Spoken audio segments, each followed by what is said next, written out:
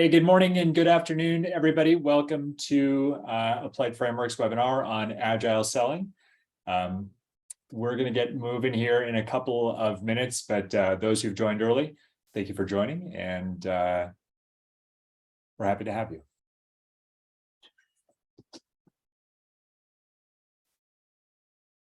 Yeah, I think we'll give it, till about 2 minutes after, and then we'll get started. So Bob, how are things in your neck of the woods? Boulder, Colorado is absolutely beautiful this fine early fall day.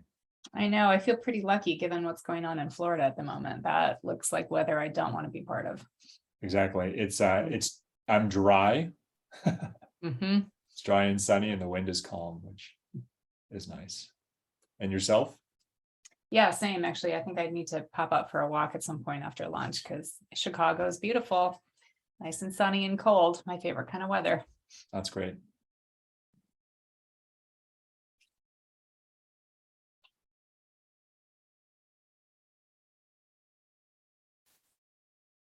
I just realized, Laura, we got to get you more more letters behind your name. Look at that alphabet soup. I know it's a competition, and I'm losing. Actually, I'm missing one. I am a product owner as well.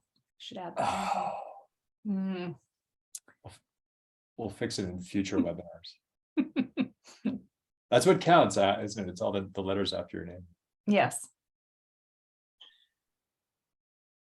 Yes, that's what I hear. I have to figure out, am I actually missing anything else? But I don't think so.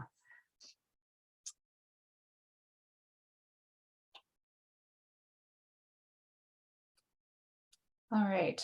Well, maybe we should get started, and we are recording it, so anyone who is going to be late and they want to see the introduction bit, they can do that on the recording. That's good. Well, that's let's see, it's a minute afterwards. Probably kick off here. Well, again, happy midday, everybody. My name is Bob Ternes. I'm a director of client delivery here at Agile Frameworks. And I'm lucky today to be joined by Laura Caldie, our VP of Sales, really overseeing the revenue organization. And our goal today is to talk about Agile Selling, and especially as it plays into sustainable profitability, which is, I think, the goal of every organization these days.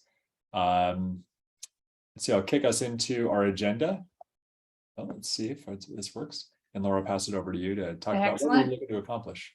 Yeah, well, we're going to be, I guess, touching upon all of these topics and bouncing around a little bit. But the idea here is, as organizations evolve from agile to business agility to ultimately sustainability from a business model standpoint, including sales in intentional and perhaps different ways, actually produces better outcomes. So we'll be talking a lot about that over the course of the next, half an hour or so. We'll be talking about customer centricity, which I know is a kind of a buzzword part of everybody, part of everybody's kind of organizational objectives is to talk about customer centricity. But I think thinking about it from an outcome perspective is really key. Then we'll be taking a look at structures and compensation choices that are either in support of or make agility more difficult. And then kind of round this up with talking about, well, what is sustainable profitability, and in what way does the sales organization play into that? So those are kind of the 4 key areas that we'll be talking about over the next half an hour or so.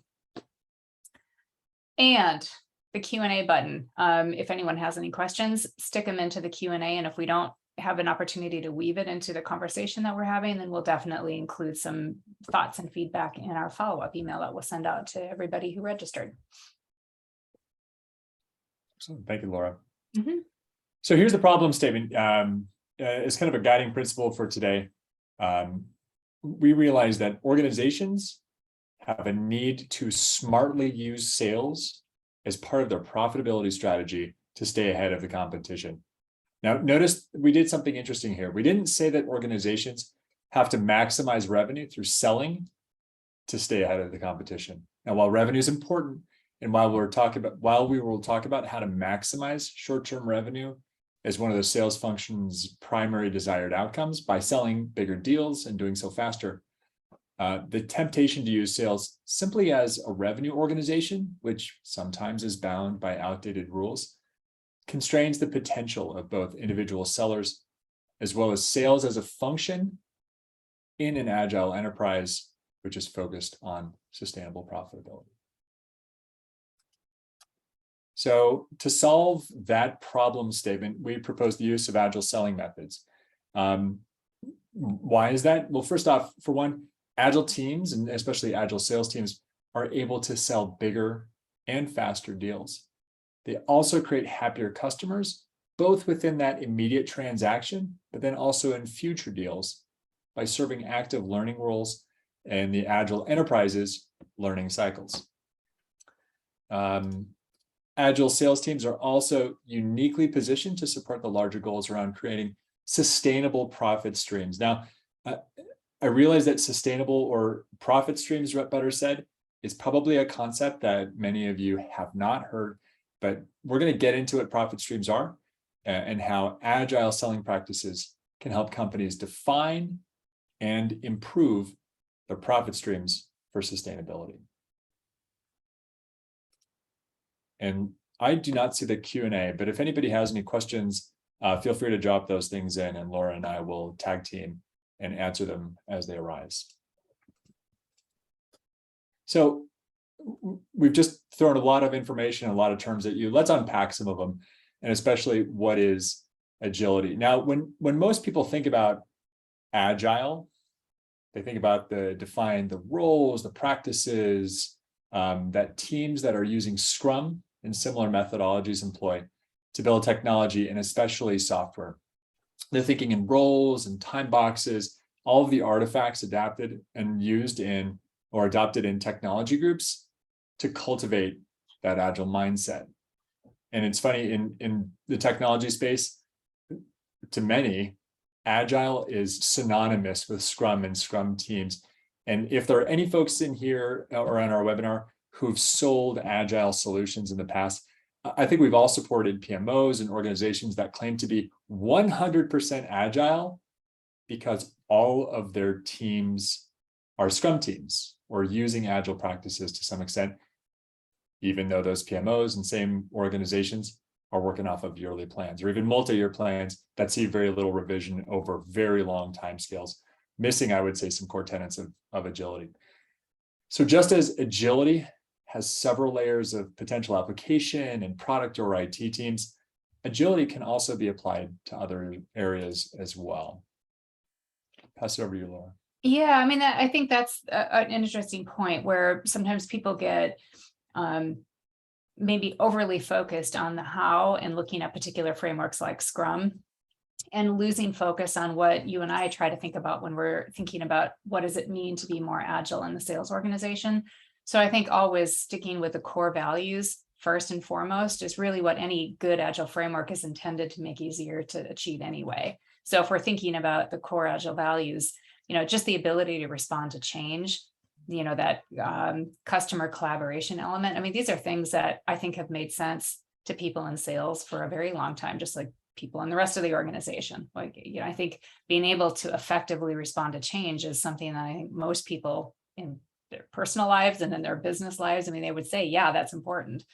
So as we think about what agile sales mean for, or what, which values that we really want to think about, if we think about the agile core values first and let frameworks become something that may or may not help us in the way that it helps the rest of the organization, I think that really has helped us become more agile in our sales and also help the rest of our organization kind of think about, well, what does that sustainable profitability piece look like?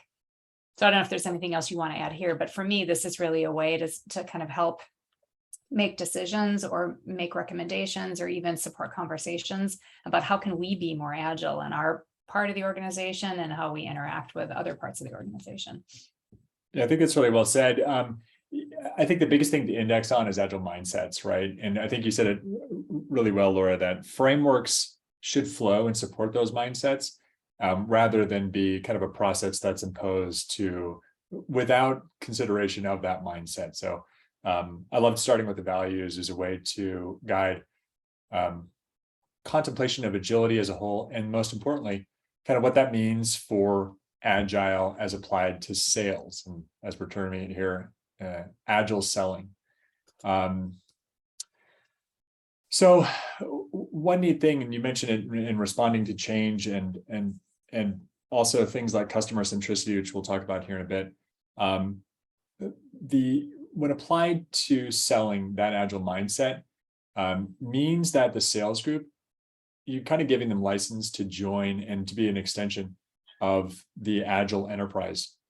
It's going to create specific characteristics within the sales function itself, and also like for sales' own purposes, but then also behaviors that support those adjacent functions. And here's a screenshot that I grabbed from our upcoming Profit Streams book, where sales is yet another function that supports sustainable profitability within the enterprise. So as we get started here, we're going to be talking about several aspects that for us comprise practices that support that Agile selling mindset. These are often related. And so whereas we're talking about them kind of in discrete categories, they're all pretty interrelated to some degree. And most of them springboard off of customer centricity. This is really the most important practice for Agile selling as we see it, which is a focus on the customer. And really notably here, customer centricity for Agile selling for us puts the customer first, or at the very least, doesn't put the customer last, which often happens in sales organizations. And I see Laura smiling here because I think we've both been part of sales organizations where we've realized that that unfortunately happens at some points in the sales cycle, meaning putting the customer last. So to optimize this and to create an Agile selling organization that does focus on the customer, there's a really clear do different. And one of our first recommendations for Agile sellers and Agile sales teams is to hire and select over time for customer orientation, for sellers who are driven by customer success and really focusing on the customer itself. This should be included in hiring recs and definitely screened for in interviews. We also realize that there's probably like an entire other webinar that we could do about gaining trust with customers and a selling posture that allows for a free exchange of information with our customers. But for the purposes of our webinar today, really we want to mention that the characteristic that we see most important for Agile selling is that we are starting and ending with customer need. Yeah, and it's that customer need piece that you and I talked about earlier that I think there's a lot of interesting, a lot of interesting thought processes that go into it. And I try to distill it down into three things, but it's actually beyond need. It's somehow extending need and evolving that into actually thinking about outcomes first. Right. So when, and actually you could ask anyone a question like this, but when you ask somebody what they need, their immediate thought process goes to solutioning right away. And the disconnect can happen right from the beginning, where if we don't really understand what the outcomes are that the customer is trying to achieve, if we get sidetracked too early in the conversation about solutioning, we might actually be recommending and selling and delivering not quite the right thing. So part of this figuring out, okay, well, who's the right people to be in your sales team, but also what's the right posture to take if you want to be customer centric. I think starting with outcomes when you're talking to customers is really the way to go. And so to get to, good understanding around outcomes, then you have to move into, well, how do you figure out what those are? How do you listen for outcomes? So I know we're going to be talking about the concept of a, cross-functional team inside of a sales organization, but you and I both find this super helpful, where there's always a point in working with a customer where you realize, hey, the point of this meeting or the point of these next couple of meetings is really, we need to learn, right? We need to learn before we can start to propose the right solution for our client. And it's that learning set of conversations where having more than one person, having a nice cross-functional group from our perspective to sit in on that kind of meeting really means that we're none of us are listening with the same bias. And we can all be thinking about, are we listening for understanding rather than anything else? So that's a conversation where we don't like to talk at all. If we can get our client to be talking 80% of the time, we know that we're listening and learning. And, the third point that I was thinking about in terms of customer centricity is all of that learning isn't just coming from the external world, coming from directly from your customer.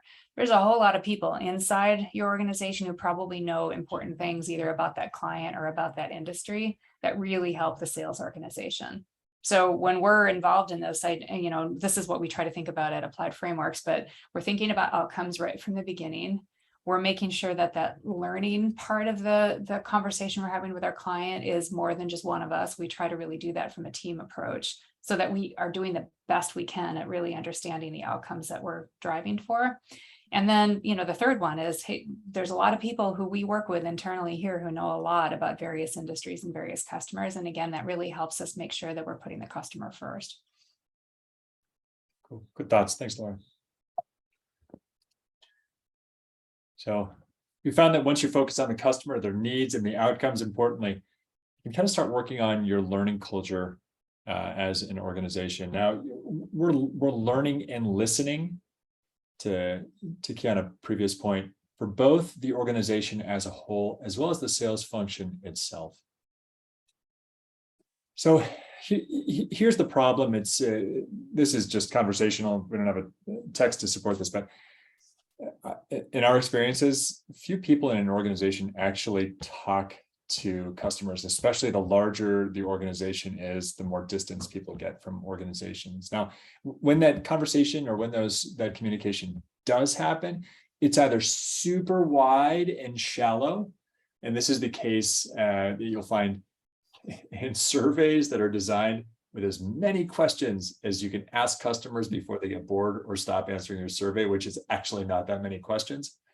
Or the other type of contact that we see is really narrow and deep, which is when product people or executives lean on a limited set of customers to create requirements for the next generation of that company's offering.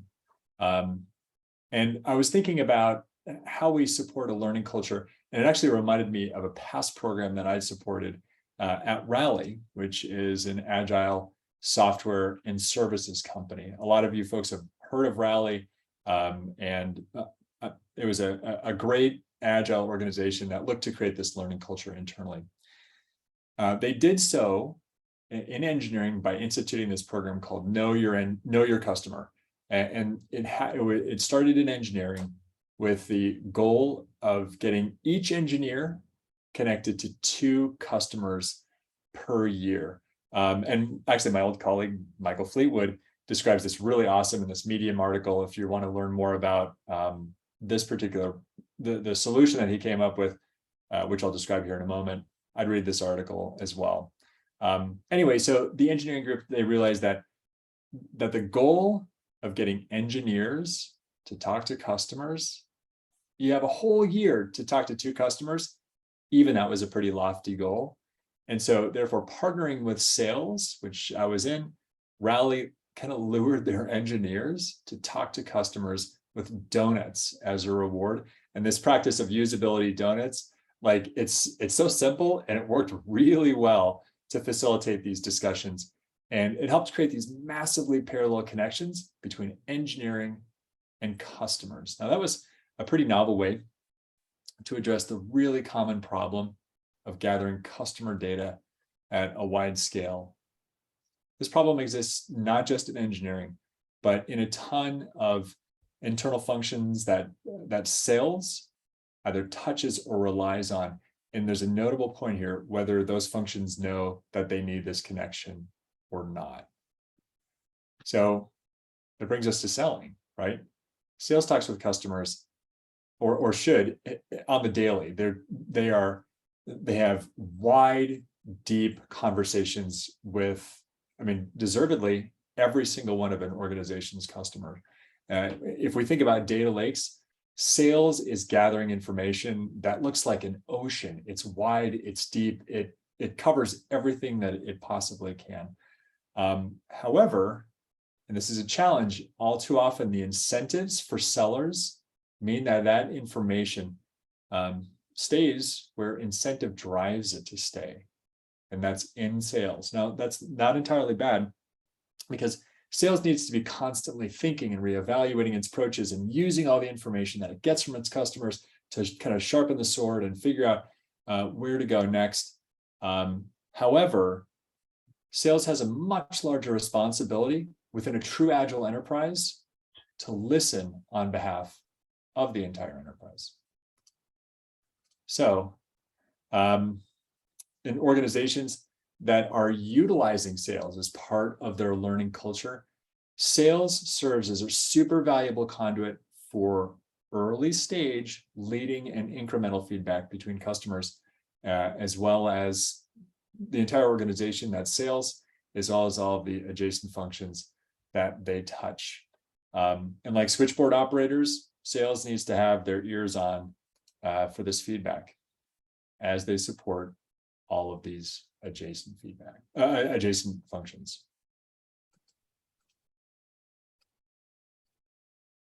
So while every organization is ultimately going to be different in this regard or how they enact this learning culture, it's really critical to establish mechanisms and to encourage the sharing of information between your sellers and those other adjacent functions.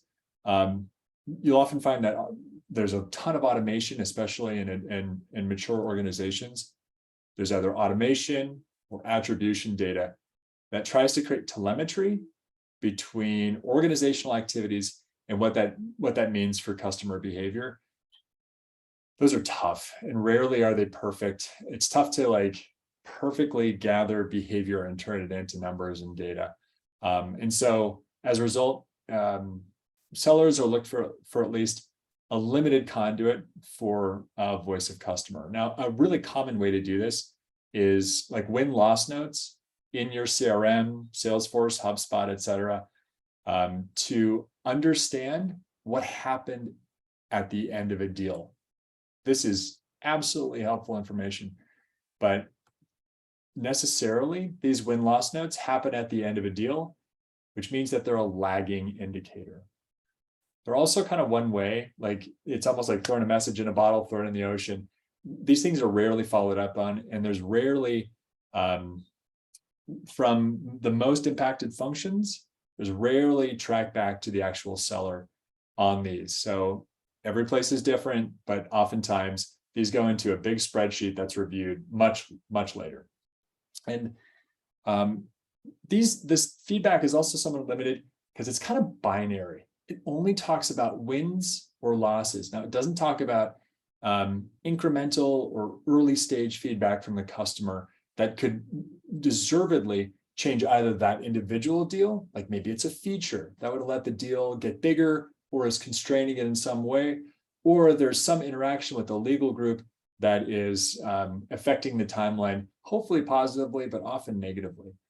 And so the goal here is to create cycles or create channels so that you're capturing that early stage feedback from your sellers. Now, this could be it could be a lunch and learn. It could be a variety of other mechanisms, but point is that while win-loss data and the traditional methods of gathering this learning detail from selling, there are good points about it. We would urge organizations adopting Agile Sales to accelerate those learning cycles, do so earlier to capture leading indicators from individual deals, as well as market trends that are starting. It's almost like those, if that's what you're doing and you think you're doing it well and you don't examine the practice, it's almost like a barrier to true improvement because you think you're doing enough and you're really not. Right. Yeah. And so it's this combination of, and in fact, I might even say that there are some other techniques where if you were to stop doing the traditional win-loss and actually start doing more of some of the other things we were talking about, you might actually be better served in the longer term. It's just a really interesting kind of combination of how you collect the data and how can you take action against it. And I think a lot of places, and you've said it already, it's like it's not as actionable as what people think it is. Right. So we do it, but I don't know if it helps as much as some of the other things that we also do. Yeah, and a final thing, and I'm only saying this not because sellers are coin operated, but incentivize this data, put a bounty on it, maybe something meatier than a donut, but make sure that that it's known by sellers that their feedback is valuable, and incentivize it in your context. So there's, one of the things that I was also reflecting on is, well, what are some of the activities that other parts of the organization might already be doing to support the learning culture that just may not have made their way into the sales organization yet? And so at Applied Frameworks, we're certainly doing these things now. And, for example, one of the things that we'll do is an intentional retrospection or retrospective session that may be about a particular customer. It may be about a particular product or solution that we're selling. It may be about the process itself. I think that the key takeaway here for us is that we vary that, what we call a central question. We vary the purpose of the retrospective so that they're useful for the rest of the organization as well as for the sales organization. This kind of learning and continuous improvement culture, we can borrow techniques from Agilists and other parts of the organization to improve our own ability to be more agile. One of the other things that we can do also is look at, value stream mapping as a way of thinking about how do we work within our organization and how do we interact with other parts of our organization, including the customer, in order to make sure that we're thinking about outcomes, we're designing solutions that help our customers achieve their outcomes. And when we deliver the services or the products or the combination of that we have a mechanism for making sure that we have done the best we can with the customer and that we continue to help them be successful. So maybe my takeaway here is there are things that Agilists and Agile teams are doing in other parts of the organization that can certainly be adapted for the sales organization to help us also learn and get better and improve and continue to support the broader goal of sustainable profitability for the company. Solid. By the way, on that value stream mapping, there's always kind of side work. I think of it almost as from the service industry.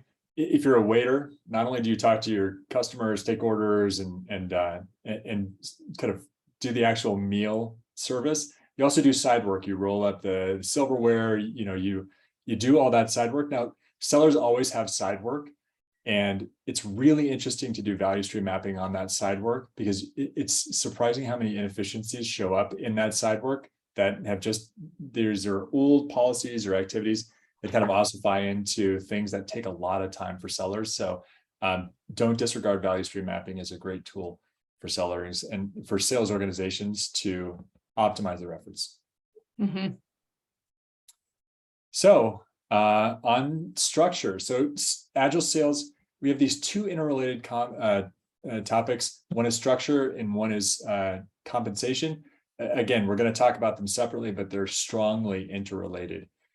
Now, there is a very common structural issue with sales groups, really of any sufficient size. And you can even see this, I would say, in small groups that are organized poorly, and no surprise, it's silos. So fortunately, there's a better way to organize, whether it's the sales team or adjacent functions as well. And that is to create cross-functional teams. One tenet of agility is self-forming teams, and it's pretty idealistic. It's a bit of a nirvana to say that you can tell your sales team to become self-forming. It's a difficult task to do, but there is something there's kind of an intermediate goal that we would encourage, and that is to create cross-functional teams instead. And by that, we are looking to encourage the formation of persistent teams that pull members in from the adjacent functions that sales needs to be successful. It could be engineering. More likely, it's going to be legal and the ops team. It could be a member of the marketing team. But think of ways to encourage the formation of these cross-functional teams, whatever their reporting structure is, in ways that allow them to chase goals much larger than just sales can do on their own. Laura, thoughts on this? It's like, thinking about, well, what are the things that a sales a customer, an engagement with a customer, a deal with a customer, what are the things that have to happen in order for it to go from being a known opportunity to being well understood and all the outcomes are understood, to have crafted a proposal and get a contract through legal and all those kinds of things. One of the things we're trying to do here at Applied Frameworks is the team has all of those capabilities built into it. So we don't need to go outside to another group and then wait a long time for them to help us with something. We have all of those bases covered in our team, and we work together all the time. So it's a way of being very self-sufficient within a single team. It just, again, gets at that speed and quality piece of it, where we have all the brains that we need within our team in order to make sure that we're doing the best job that we can and able to go quickly. So how do you fix this? You just wanted to put the crashing video. I thought that this GIF, properly pronounced, thank you everybody, was appropriate. The way to get there is tear down silos as much as you can, and we'll talk about this in a bit in compensation, but make everybody part of the same team. Allow those cross-functional teams to form. Kind of let teams become self-forming to an extent. We've talked about staffing in the past, and this is another point where we should mention that the success of self-organizing and really cross-functional agile teams, it starts with who gets hired for those roles and the ability as well to work with others. This should be, again, something that you should screen for when you hire individuals. Also, I think this is a good segue right here to jump over to compensation, because how you compensate people drives behavior, and structure is really highly interrelated with compensation. So comp is interesting. It's a funny category. There's a lot of benefit. There's a lot of risk to it. And in most companies, we find that sales are some of the highest paid non-executive roles. And while there's nothing inherently wrong. Sorry, I'm going to close this door. While there's nothing inherently wrong with most comp models, they're really not in line with agile mindsets. So a lot of people have seen Dan Pink's work, and his work, especially on the subject of compensation, is super compelling. This RSA Animate clip, it's on Dan Pink's TED Talk, which is The Puzzle of Motivation. Let me just play this. His part about the compensation for knowledge work is fascinating. As long as the task involved only mechanical skill, bonuses worked as they would be expected. The higher the pay, the better their performance. Okay, that makes sense. But here's what happens. But once the task called for even rudimentary cognitive skill, a larger reward led to poorer performance.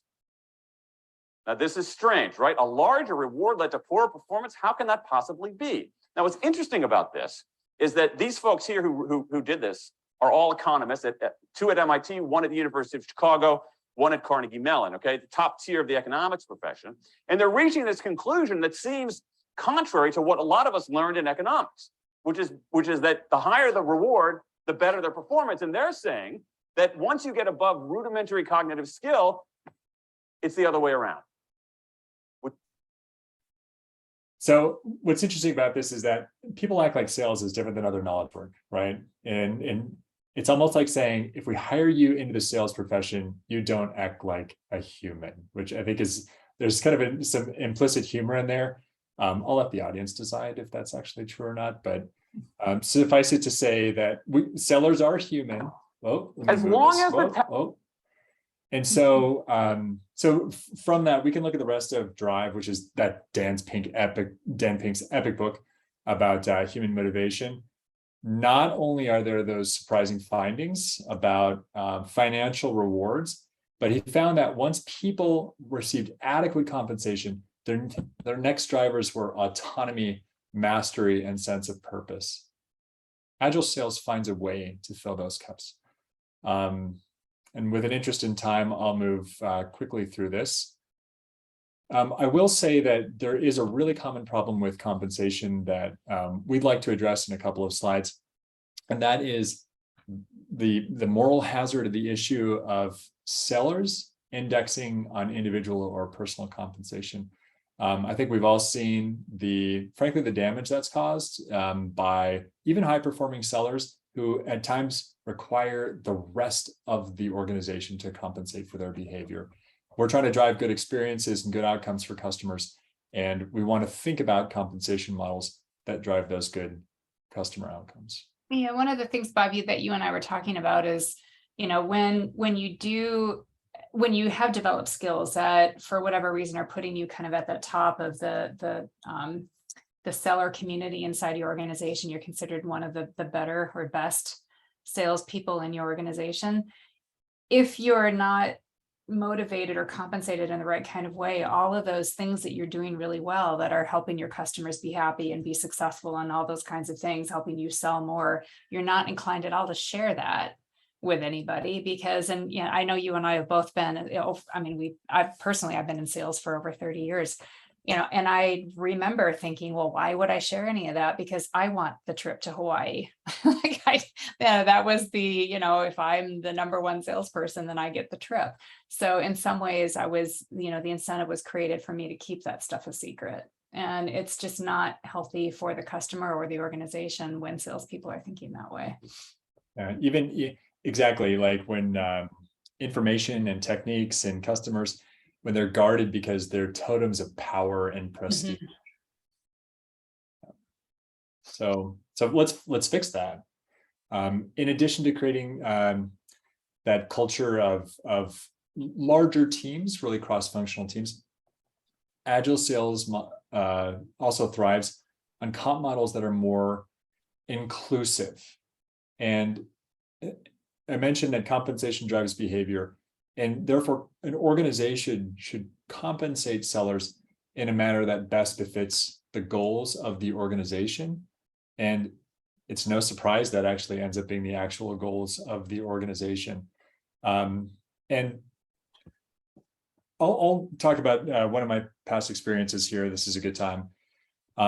So in 2010, the sales group that I was in was very fractured. We were in one of those circumstances, Laura, where knowledge was treated as a source of power and prestige. It was guarded. People did not communicate. It was not a collaborative environment. And so the leader of that sales team, Francis Kelly, if you're out there, introduced a revolutionary concept, which was one team, one number. Now, this was not a small sales group. And it took a while to get used to, but adopting this much more inclusive comp model, which in that organization was one team, one number, everybody working towards the same quota. It allowed us to tear down the silos between groups and scope deals, not just as big as one team could make. And I ran a territory. We made our numbers, but suddenly I was incentivized not just to think about my team, but the entire organization's success. People shared information, right? It no longer became guarded. It became a community good. And previously competitive people shifted in a way that helped everybody's performance. That year we hit 124% of our annual target as a team. This was like a $50 million number, so not inconsequential. Everybody did well financially, and the teamwork we felt was like immense. So thinking about this, much more inclusive revenue numbers based on larger teams, or even the entire organization, enable a lot of the other behaviors of Agile selling, and notably using sales as a learning function for the rest of the organization. If I don't have to think about how these 2 hours that I'm spending with product affect my individual paycheck directly, I'm much more inclined to create learnings that ultimately uplift the organization much more than 2 hours of my individual effort as an individual contributor, or even as a manager in a sales group. So this also matches with a lot of observational data. So this HBR article, Motivating Salespeople, really solid read. And it speaks to how these collaborative comp models and non-monetary incentives work, donuts or otherwise, and how they can be related to team goals. So couple of different types of social pressure, both program-induced and natural social pressure, are really strong motivators, as well as designing contests with multiple winners. People want to be part of a team. And so index on that and create structures that support that. So Laura, we've talked so much about agile sales. Why does that matter? Yeah, well, I think it matters because what the overall objective of an organization is to create kind of like from a systems thinking point of view, how do we create a sustainably profitable organization or product or company? Sustainable meaning we are developing the opportunity to continue to play the game, right? If you think about running a company or running a business or being a profitable business as it's like a never ending game, right? If you're lucky, the game never ends.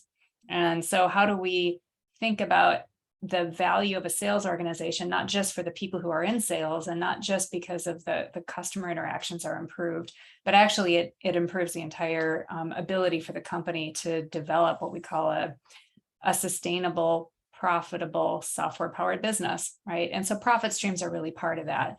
So this canvas, and by the way, we can include a copy of the canvas as part of the follow-up to this webinar. But the idea here is if you take a systems thinking view to this canvas kind of represents that. So every sustainable business has a known profit engine, but to get there, there's a lot of insights and a lot of learning that has to happen in order for the head of product or product management generally to be able to optimize for sustainability, right? We need to be profitable. It needs to be in service of meeting customer needs, and it needs to work for both us as the company and also the customer.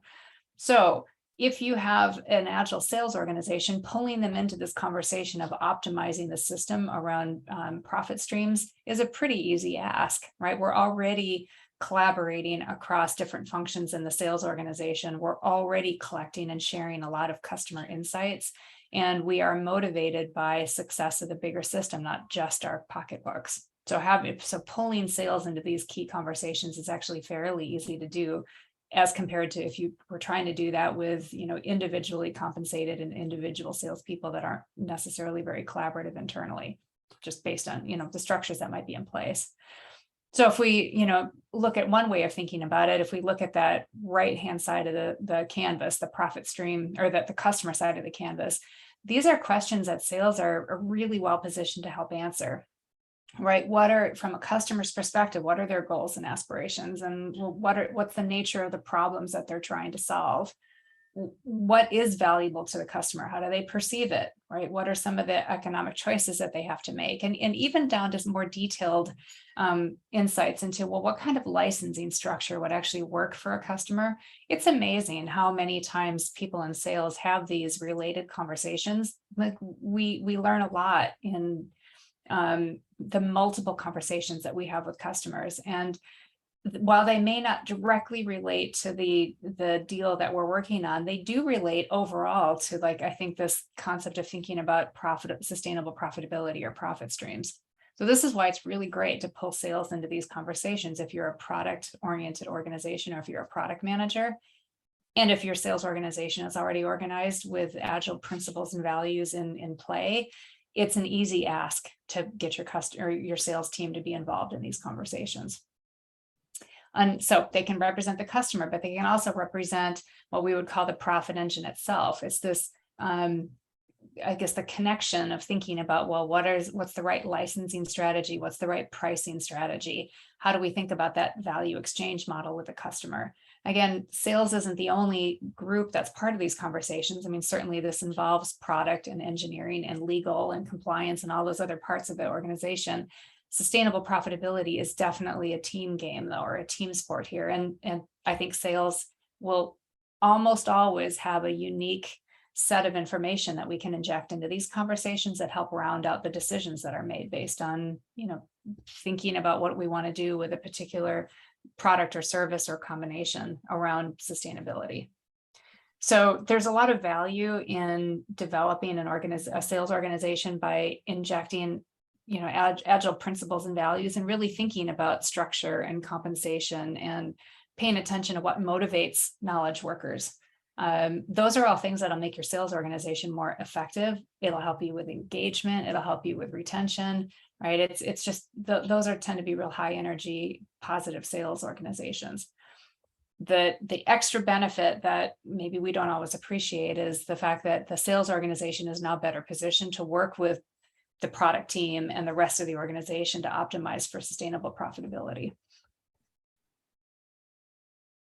So I don't know if that gives you any other thoughts or questions, Bob, that you think we should talk about. But I like the idea that what we're trying to come up with at Applied Frameworks, and what we're also working with some of our customers on, is, by optimizing a portion of the organization, you should be trying to do that in service of the whole, so that you're not accidentally maybe tipping the system in one direction or the other. Like if you take a systems thinking view, when you're making these kind of departmental changes or process changes, or deciding that you're going to work differently, when you think about the system as a whole and you're optimizing a piece of it, it tends to it tends to be a better choice than if you're trying to make some of these choices independent of the bigger system that you're interacting with.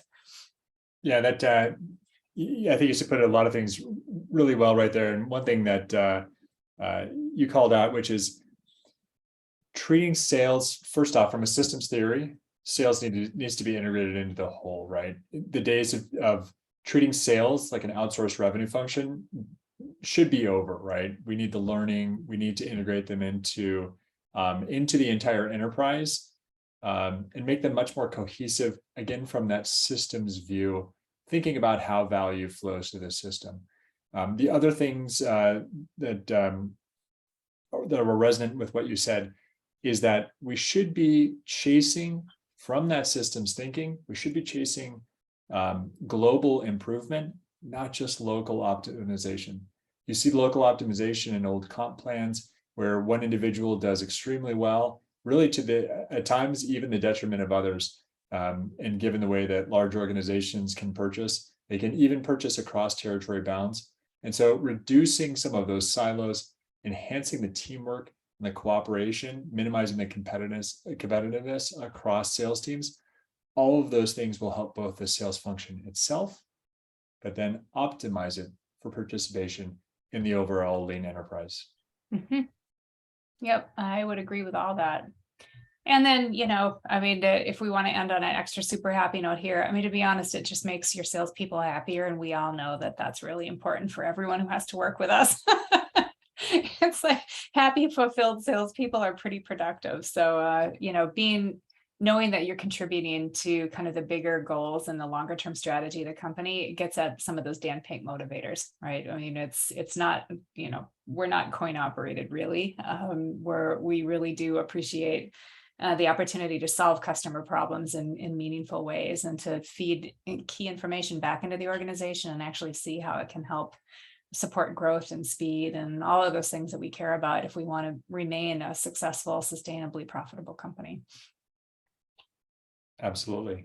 Well, go ahead. I don't think we have any questions to answer. I think as we went along, we answered what we needed to. So maybe just a few remaining housekeeping bits here, but we'll definitely be answering any other questions that people have. So if you haven't had the chance to put them in here, definitely send us your thoughts and ideas, and we'll be sharing the recording and the deck. And if there's any other resources that we can think of that we should throw in there, we will definitely do that. Well, thanks, Laura. This is really fun to pair with you on. Thanks to our participants and the folks who attended today. And as Laura said, we're open books on this stuff, and these are definitely passion areas for us. So feel free to reach out to us if you have any questions or thoughts about improving your organization. So thanks all. All right, take care. See you, Bob. Thanks, everybody.